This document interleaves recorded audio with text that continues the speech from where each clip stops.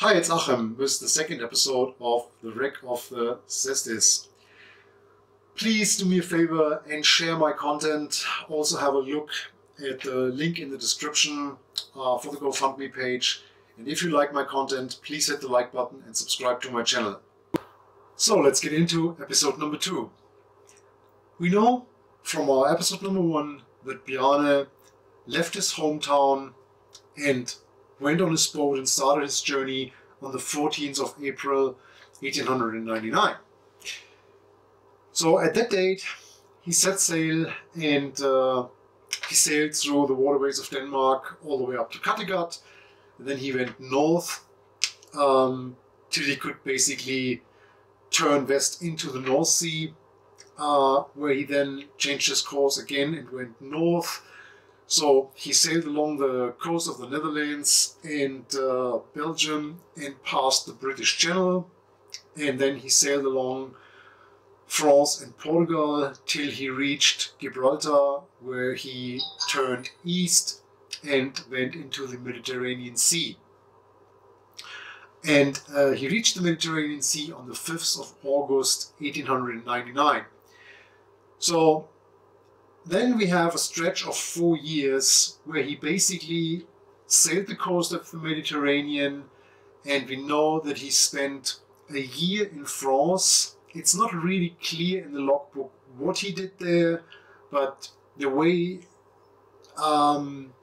he writes about it, I would say he met somebody, maybe had some sort of romantic relationship there, but he definitely stopped his journey for a year.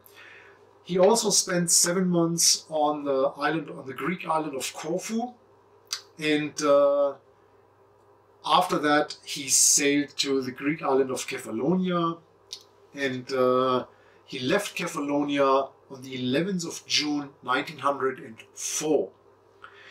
So when he left Kefalonia, he covered a 200-kilometer stretch over the Ionian Sea and reached the Italian city, or the Sicilian city of Syracuse, on the 13th of June 1904.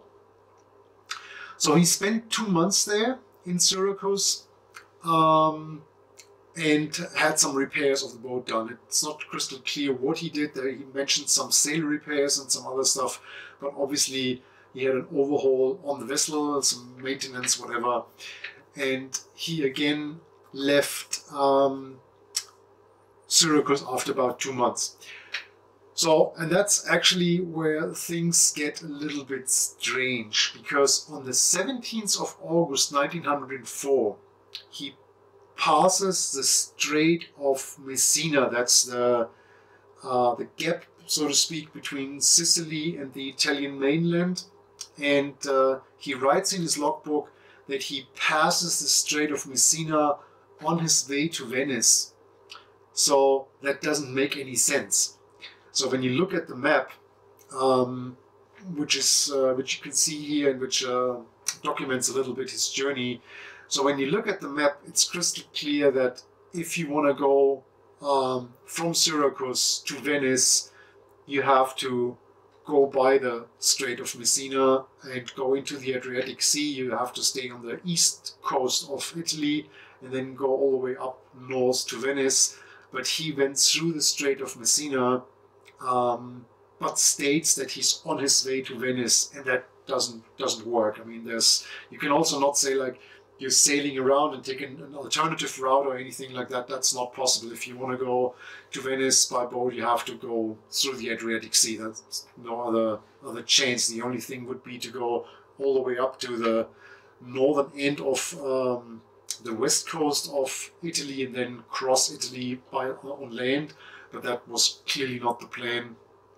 So yeah, that does not really make any sense at all. So, and then we have the second issue. His next entry in the logbook states that he reaches Naples on the 12th of October 1904. So the distance between Syracuse and Naples is about 320 kilometers. So when you that can be covered in 32 hours of sailing. So if you estimate speed of about 6 knots, that's roughly 11 kilometers. 2 months is a really unreasonable time. So even if you take bad weather, lack of wind, whatever, but it doesn't state anything in the logbook. So there's nothing in the logbook at all. We have passing the Strait of Messina on the 17th of August, and we have the arrival in Naples 2 months later, and yeah, it doesn't also fit the way he was keeping his logbook. It was very methodical, very clear, very clean, and suddenly we have a 2 months gap. So yeah, we don't know what he did there. So that's a bit odd. Anyway, he left Naples again on the 13th of October, despite some bad weather, as he states in his logbook, and writes again, heading for Venice, steering a course of 150 degrees, which, if you look at the map, kind of makes sense, so that the direction would be correct. So the next entry, he reaches Olbia on Sardinia. That's a total different course.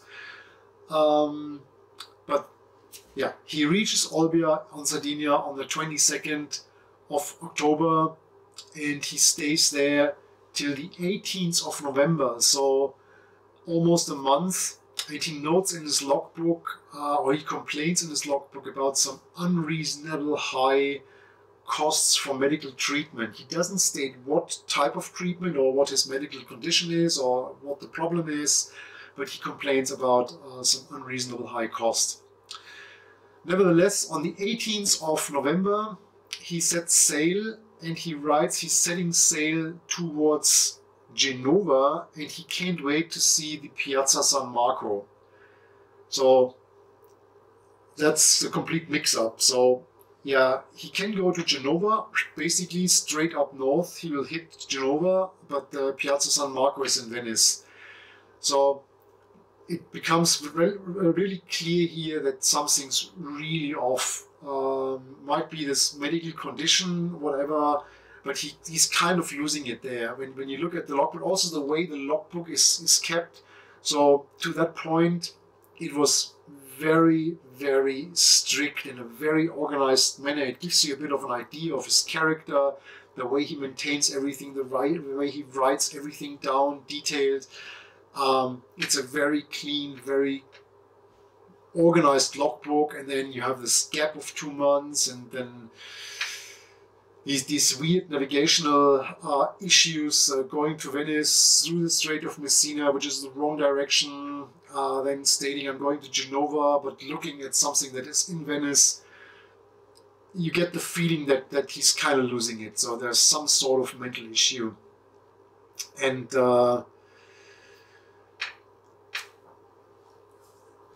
yeah, that's it would be a 400 kilometer sailing trip, which would be about 48 hours of sailing.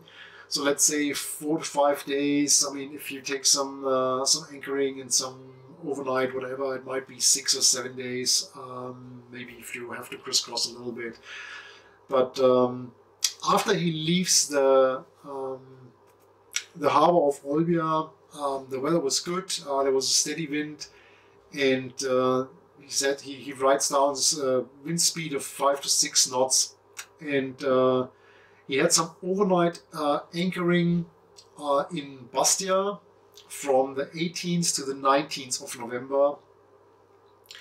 And on the morning of the 19th, he says there's hefty winds from the west and bad visibility, and he's taking a course of 110 degrees, which again doesn't make sense, because 110 degrees is not where Genova is. So Genova, he needs to go up, basically.